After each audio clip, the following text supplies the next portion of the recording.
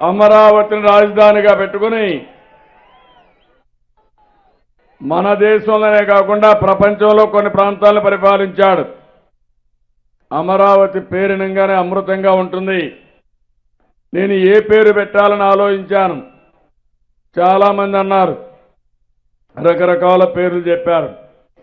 కడాన ఆ రోజు రామోజీరావు గారు ఒక రీసెర్చ్ చేసి ఎప్పుడు నేను మర్చిపోలేను. ఎవరైనా ఒక మంచి దారి చూపిస్తే, ఒక మంచి సూచన ఇస్తే అది శాశ్వతంగా గుర్తుపెట్టుకోవాలి.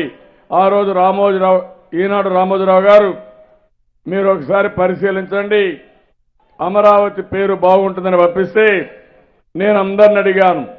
ఆ పేరు చెప్పంగానే 100% అమరావతి పేరు బ్రహ్మాండంగా ఉందని అందరూ ఏకగ్రీవంగా ఆమోదించారని చెప్పి కూడా నేను మీకు తెలియజేస్తున్నా.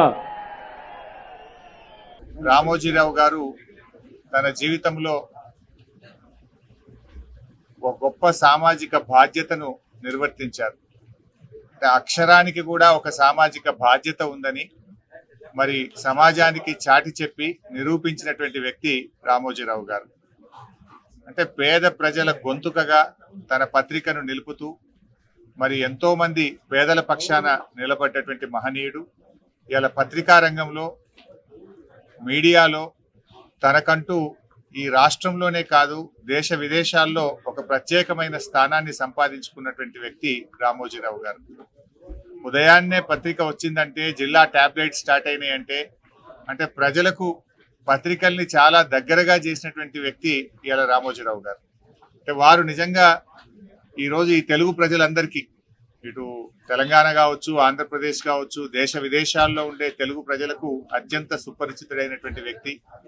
తనకంటూ ఒక చెరగని ముద్ర వేసుకున్నారు. ఇవాళ ఈ హైదరాబాద్ నగర అభివృద్ధిలో కూడా తన పాత్ర ఉన్నది.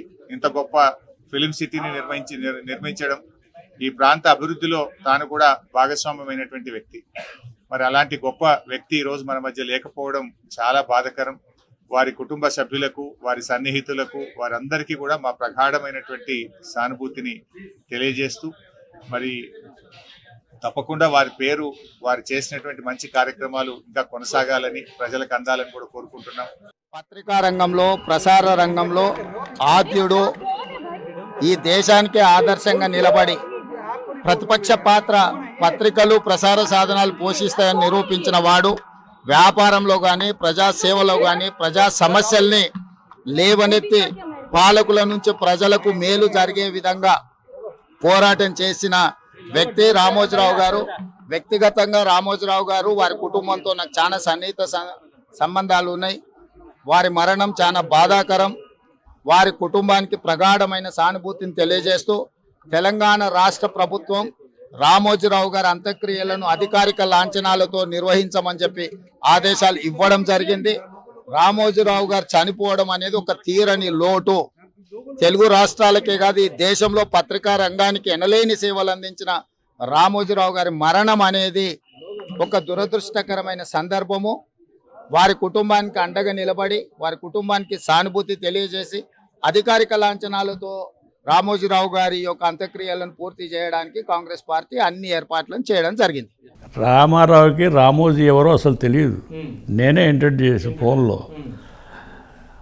మా తరఫున భుజాన్ని వేసుకుని పేపర్ అంతా మమ్మల్ని పొగిడి పేపర్ అంతా బాగా వర్క్ చేశాడు, బాగా బూస్టప్ చేశాడు.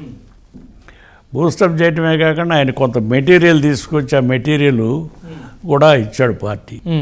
ఆ మెటీరియల్ డబ్బు ఇవ్వమని ఈయన దగ్గరికి వచ్చాడు. మేము మంత్రులైనా ఏంటి మెటీరియల్ డబ్బు ఏంటి, మా బొమ్మలు వేసుకుని నువ్వు ప్రచారం చేసుకుని సర్క్యులేషన్ పెంచుకుని నువ్వు మళ్ళీ నన్ను మన పైసలు అడుగుతావా అని తిట్టుకున్నారు. ఇంతలో తాతారావు వచ్చి అదేదో నేను సత్తాలండి, ఒక కాంట్రాక్టర్ ఉన్నాడు, కాంట్రాక్టర్ చూస్తాడు సత్తా. తర్వాత నాతో అడిగాడు ఏం చేద్దాం బ్రదర్ ఇతనని చెప్పి. ఏదో కష్టపడ్డాడు కదా కొంత, ఏం మరి ఆయన అడుగు ఏమిటో ఏం కావాలో అంటే రాజ్యసభ ఇద్దామా అన్నాడు. ఆయన తీసుకుంటే ఇచ్చేసి రాజ్యసభ తప్పే ఉంది అందులో, రాజ్యసభ 6 ఏళ్ళు ఉంటాడు అక్కడ, మంచిదే కదా అన్నాను. కబురు చేశాడు రాజ్యసభ నేతి నాకు అవసరం లేదు, పదవులు అయ్యని చెప్పి. వాడికి ఈ పది ఎందుకయా, నా ముఖ్యమంత్రే కావాలి వాడికి అని బూతులు తిట్టాడు ఎన్టీఆర్ గారు. ఇవన్నీ ఆయన చేస్తాయి కదా, జారకుండా ఉండవు కదా. వాళ్ళకి ఆ మొత్తానికి అట్లా కక్షలు పెరిగినాయి, వాళ్ళకి కక్షలు పెరిగాయి. దామాదా దశమగ్రహం అని చెప్పి చంద్రబాబు నాయుడిని పార్టీలో చేర్చుకుంటాం తప్పు అని చెప్పి రాసినవాడు ఆ చంద్రబాబుని తన పక్క లాక్కుని చంద్రబాబు చేత తన మామని పడిపించేసి పక్క లాగాడు. ఈ వీడియో కనుక మీకు నచ్చినట్లయితే లైక్ చేయండి, షేర్ చేయండి, కామెంట్ చేయండి. మరిన్ని ఇంట్రెస్టింగ్ అప్డేట్స్ కోసం సోషల్ పోస్ట్ యూట్యూబ్ ఛానల్ ని సబ్స్క్రైబ్ చేయండి. పక్కనున్న బెల్ బటన్ ప్రెస్ చేయడం మర్చిపోకండి.